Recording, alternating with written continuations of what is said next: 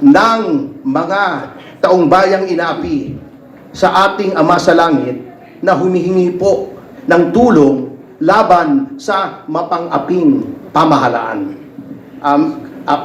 Maaari ko bang pakiusapan lahat na tumayo at samahan po ako sa panalangin na ito. Maiksi lamang po ito. Ito ay Salmo 109.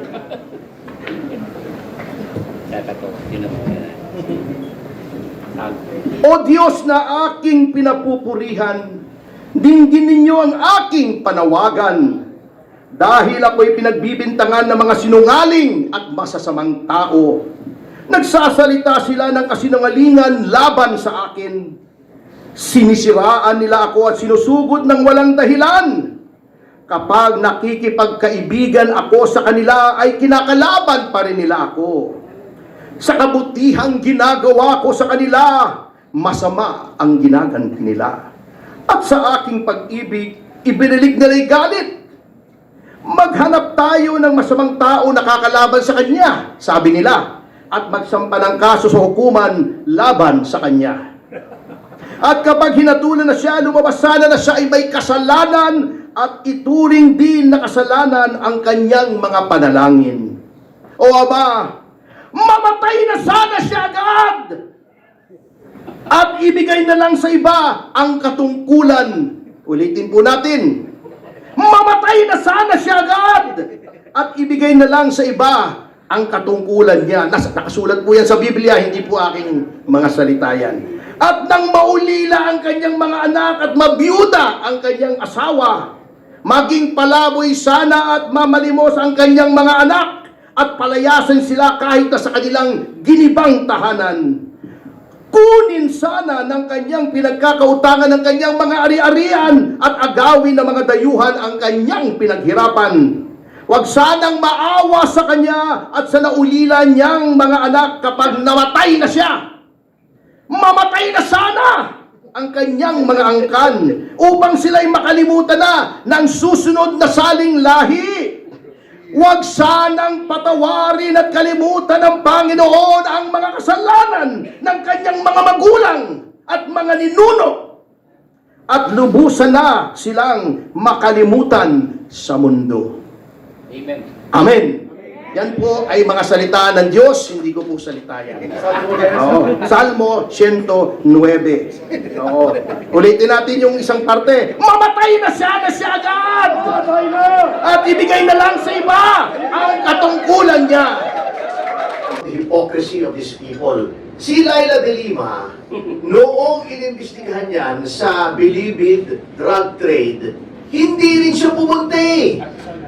She exercised her prerogative not to be present during the hearings. Bago sasabihin ngayon ni De Lima na it should be taken against the Vice President. Kaya ka-hipokrito itong mga tao ito. Doon sa hearing, doon lumabas yung Committee on Justice din yun eh. Diba? Ewan ko kung may ibang committee roon na parang on dangerous drugs yata, I don't know. Pero doon lahat lumabas yung aligasyon. Hindi siya pumunta. She did not rebut yung sinasabi na nagsusubuan sila ng saba. Hindi dayan.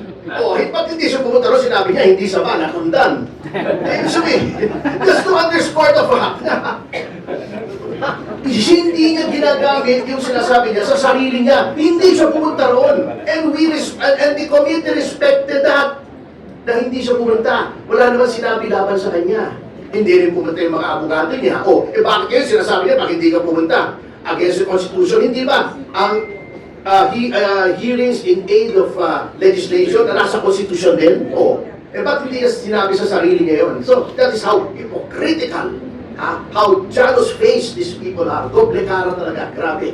Attorney, first papapikit tuloy si Attorney Bondok sa mga sinasabi mo. But anyway, Congressman Paras, from your end po, do you intend to file this before the Supreme Court? Kasi kinanong namin kahapon ng defense team, too early to say, but that remains to be an option. But from your end po, I what do think we expect from as a lawyer, and I would presume that the hired lawyers of the Vice President, they are actually monitoring all these things. Yes. And in my short conversation here with Attorney Bondok, we are in the same mindset that there must be an immediate action. There must be a monitoring because what they are now doing, the Committee on Justice, araw-araw they violate the Constitution. And they should be restrained from further violating and trampling the Constitution. Kasi mali-mali, walang mini trial na nakalagay sa ating saligang batas. That's why, sir, sa end or sa part niyo po, sir, are we expecting any action? Mag-profile kayo sa SC? I would like to clearly state this for the record.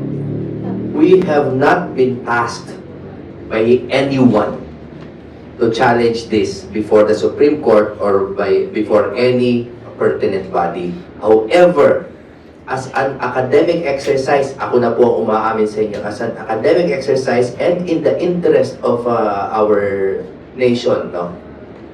Ako po mismo ay naghanda na ng bullet point argument ready. No, is very it is a kung sila may mini trial, kami may mini draft. No? Meron kaming mini draft. Bakit nung Senado mo, Mini, nakatingin ka sa akin? No, but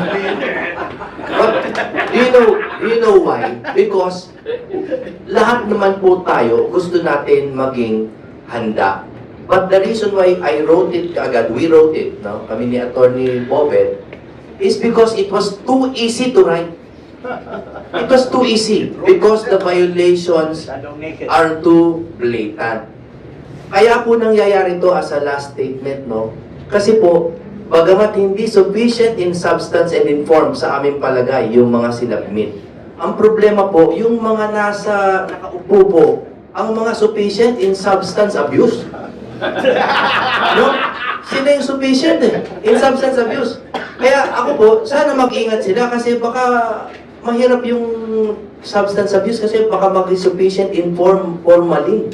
Sila pagdating ng NB. So you'll be filing it, Attorney So you'll be filing it, Attorney Bondong, anytime soon? No, let me clarify. Let me clarify. Wala, we have not been tasked by anyone. Ginawa po namin to in the interest of justice. Taus-puso po yan.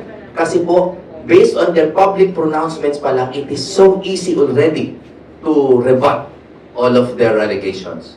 Yeah. Well, let me answer that. Yes, sir, please. From the legal standpoint. No? Importante kasi na maintindihan ninyo pag nag-file kayo ng petition that you have a personality to file or the outcome of your petition, whether it's going to be granted or dismissed, would affect your right as a taxpayer, as a citizen, as a voter. I